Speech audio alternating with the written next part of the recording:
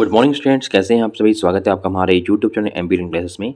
तो स्टूडेंट्स, आज हम आपके लिए अभ्यास प्रश्न जो कक्षा 10वीं के बच्चे हैं उनके लिए विषय गणित का लेके आए हैं। ठीक है, इसके पहले के वीडियो में हमने सेट ए लेके आया था आपका। जैसे कि आपको पता ही आपका एग्जाम है 11 तारीख को, तो उसमें जो क्वेश्चंस हैं आपके अभ्यास प्रश्न जो कि एमपी बोर्ड के द्वारा आपको प्रोवाइड किए गए थे प्री बोर्ड परीक्षा के लिए, उनमें से बहुत सारे क्वेश्चन रिपीट हो रहे हैं। ठीक है, तो ये जो आपके जो ऑब्जेक्टिव क्वेश्चन हैं, जो 1 नंबर के जो क्वेश्चन हैं, इनको आपको अच्छे से पढ़ के जाना है, इनको रट के चल जाना है। इनके आपको हम लोगों ने यहाँ पे आंसर्स आपको प्रोवाइड किए हैं। ठीक है, और जो बड़े क्वेश्चन है उनके भी आपको आंसर्स हमने पीडीएफ में आपको प्रोवाइड कर दिया है, जो कि आप डिस्क्रिप्शन बॉक्स में जाकर डाउनलोड कर सकते हैं। ठीक है, तो चलिए स्टार्ट करते हैं हम लोग सेट बी। ठीक है, इसके पहले का जो वीडियो है सेट ए का आपको डिस्क्रिप्शन बॉक्स के लिंक में मिल सकता है, जहां अगर आपने नहीं देखा होगा तो। चलिए स्टार्ट करते हैं। पहला क्वेश्चन, सही विकल्प चुनिए। संख्याओं 5 और 10 का महत्तम समावर्तक एचसीएफ, जिसको हम बोलते हैं एचसी बोलते हैं, क्या होगा। तो ऑप्शन दिया है, ए दिया है 0, बी दिया 1, सी दिया है 5 और डी दिया है 10। ठीक है, तो सही आंसर क्या जाएगा आपका, सी हो जाएगा, इसका 5 हो जाएगा। ठीक है, 5 और 10 का महत्तम समावर्तक 5 हो जाएगा। क्वेश्चन नंबर सेकंड, यदि किसी द्विघात बहुपद एक्स मतलब बी एक्स प्लस सी के शून्य ए और बी हो तो ए प्लस बी का मान होगा। ठीक है, तो ऑप्शन में दिए हैं आपके सी अपॉन ए, बी अपॉन सी, माइनस बी अपॉन ए,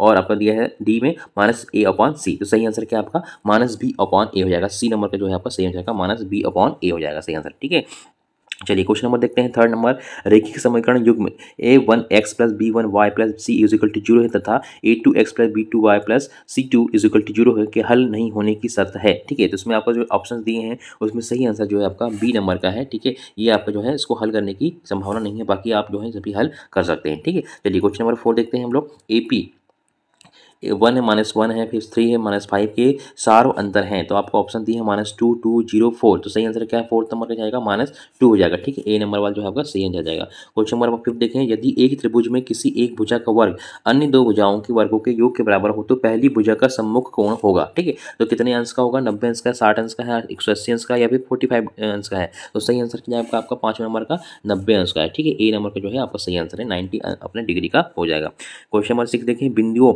ए 1 माइनस 2 और बी -3 4 को मिलाने वाले रेखाखंड के मध्य बिंदु के निर्देशांक होंगे। ठीक है, तो आपको ए में दिया है आपका -1 1 दिया है, -2 2 दिया है, 1 -1 दिया है और 2 -2 दिया है। ठीक है, तो इसका सही आंसर क्या है आपका ए नंबर का है आपका -1 1 दिया है। ठीक है, ये आपका जो है ए नंबर सही आंसर हो जाएगा। चलिए क्वेश्चन हम देखते हैं हम लोग क्या है सेकंड, रिक्त स्थान भरिए। ठीक है, तो पहला क्वेश्चन क्या है, 3_2 एक संख्या है, उसमें आपको आंसर में दिया अपरिमेय संख्या है, परिमेय संख्या है। सही आंसर क्या है आपका, ये अपरिमेय संख्या है। ठीक है, क्या है जो है आपका जो 3_2 दिया है वो क्या दिया हुआ आपका अपरिमेय संख्या है। क्वेश्चन नंबर सेकंड देखें, यदि पी एक्स एक द्विघात बहुपद है तो पी एक्स इजिकल टू 0 को खालिस्तान कहते हैं। क्या कहते हैं इसको, द्विघात समीकरण कहते हैं। इसको क्या बोलते हैं, द्विघात समीकरण समीकरण कहते हैं। ठीक है, इस तरह से आप बता सकते हैं। तो चलिए क्वेश्चन नंबर 3 देखते हैं, किसी द्विघात समीकरण के मूल बिंदु यदि वास्तविक और समान है तो विभक्तिकर का मान होगा। ठीक है, तो सही आंसर क्या है इसका 0 हो जाएगा। क्या हो जाएगा, विभक्ति का मान क्या हो जाएगा, 0 हो जाएगा।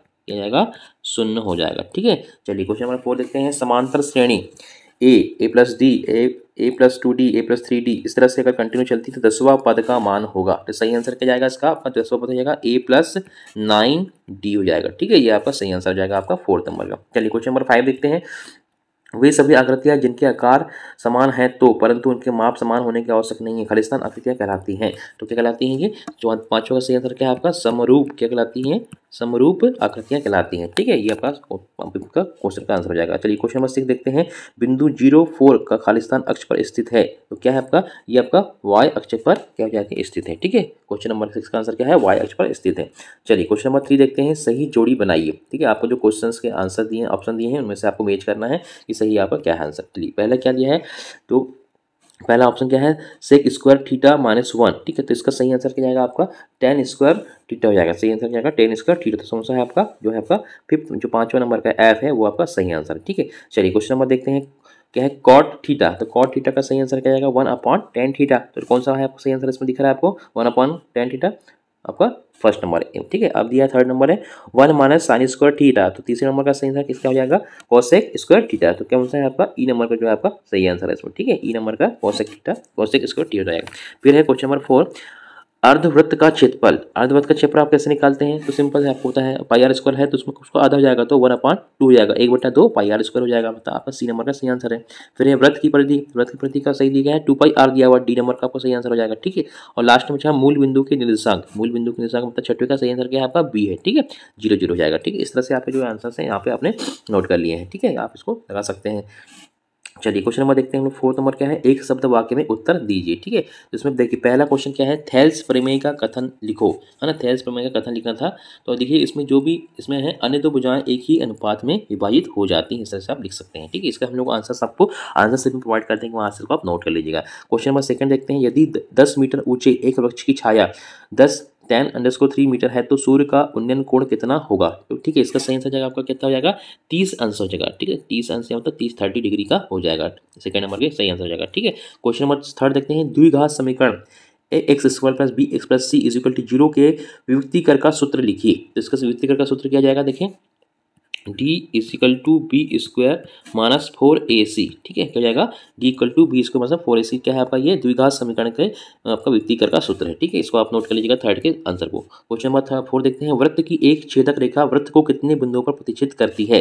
तो कितने में करती है, ये करती है 2 रेखा पर। ठीक है, दो बिंदुओं पर क्या करती है, प्रतिच्छेदित करती है। ठीक है, क्वेश्चन नंबर देखें आप नंबर का, शंकु के आयतन का सूत्र लिखिए। तो शंकु का आयतन क्या हो जाएगा आपका, 1/3 πr²h। ठीक है, πr²h 1/3 क्या हो जाएगा, इसका शंकु का आयतन क्या होता है, 1/3 πr² हो जाता है इसका सूत्र। ठीक है, ये आप नोट कर लीजिएगा 5th नंबर क्वेश्चन का आंसर। क्वेश्चन नंबर देखें फिर 6 नंबर, 3 3 4 5 5 का समांतर माध्य क्या होगा। ठीक है, तो इसका समांतर माध्य क्या है आपका, 4 हो जाएगा। ठीक है, ये जो 4 है ये क्या है आपका समांतर माध्य है। ठीक, ये क्वेश्चन हमने 6 कंप्लीट कर लिए हैं। अब देखते हैं सत्य असत्य। 5वें नंबर जो क्वेश्चन है आपका सत्य असत्य। इसमें देखिए पहला जो क्वेश्चन है क्या दिया हुआ है आपको, यदि A B C A P में है तब b = a+c/2 है, तो ये क्या सही है कि गलत है, ये आपका जो है कथन है सत्य वचन है। ठीक है, सत्य कथन है, ट्रू हो जाएगा फर्स्ट वाला। ठीक है, सेकंड देखते हैं, किसी निश्चित घटना की प्रायिकता का मान 1 होता है।